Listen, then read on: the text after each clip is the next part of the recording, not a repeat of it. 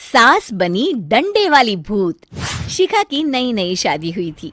उसका मायका और ससुराल दोनों कानपुर में ही थे, इसलिए उससे मिलने उसके भाई अक्सर आते जाते रहते थे।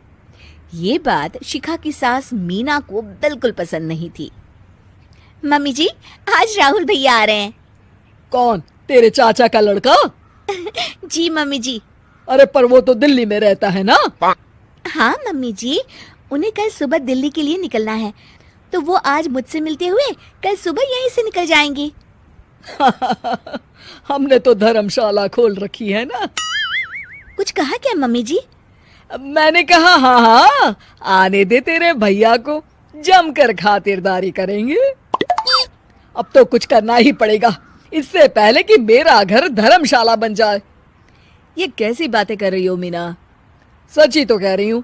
अभी इसकी शादी को साल भर भी नहीं हुआ और आए दिन इसके घर वाले आ धमकते हैं। अरे तो क्या हुआ, वो इसी शहर में रहते हैं तो हाल चाल लेने आ जाते हैं। इस बार मैं उनका हाल और चाल दोनों ही बिगाड़ दूंगी। अब बहुत हो गया जी। अरे ये कैसी बातें कर रही हो? हे भगवान, बस आप तो देखते जाइए। शाम को राहुल आता है। नमस्ते आंटी, कैसे हैं आप लोग? हम लोग तो ठीक है, तुम कैसे हो बेटा? मैं भी अच्छा ही हूँ आंटी। बस आज रात के बाद नहीं रहोगे। चलिए भैया, मैं आपको हमारा घर दिखाती हूँ। रात में खाने के टेबल पर शिखा, रोहित कहीं दिखाई नहीं दे रहा। जी भैया, वो ऑफिस के काम से बाहर गए हैं, कल शाम तक आएंगे। अच्छा अच्छा। बेटा, क्या तुम भूत प्रेत में मानते हो? नहीं नहीं आंटी जी, पर अचानक आपको ये ख्याल कहाँ से आ गया?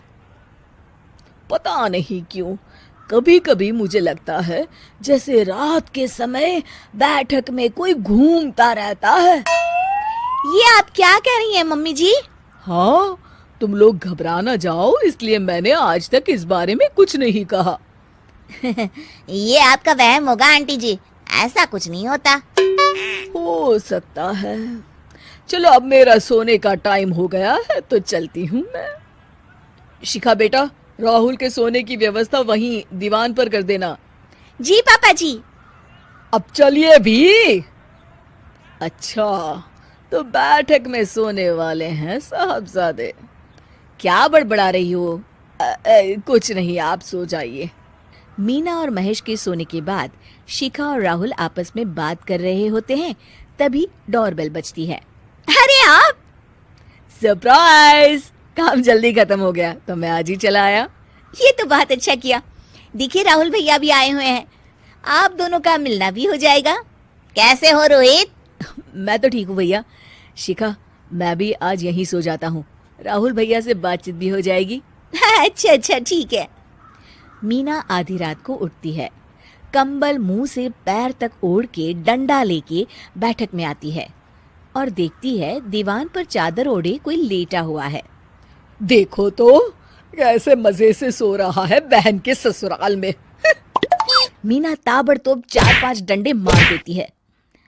अरे मर गया, अरे बचाओ बचाओ, कौन है? मीना जल्दी से अपने कमरे में भाग जाती है। हे भगवान, ये मैंने क्या किया? ये रोहित कहाँ से आ गया? लगता है ये नालायक राहुल मेहमानों वाले कमरे में सो गया होगा। आज तो इसकी खैर नहीं। उधर बैठक में, अरे क्या हुआ रोहित? मैं बाथरूम में था, तुम्हारे चिल्लाने की आवाज सुनी। पता है भैया, मैं सो रहा था, अचानक से कोई आकर मुझे डंडे मारने लगा। ये क्या कह रहे हो? लगता है तुम भी आंटी की तरह भूत प्रेत में मानते हो। नहीं नहीं भैया, सच में कोई आया था। मैं तो जा रहा हूँ मेहमानों वाले कमरे में सोने के लिए। इस समय अपने रूम में जाऊंगा तो शिखा की नींद खराब हो जाएगी।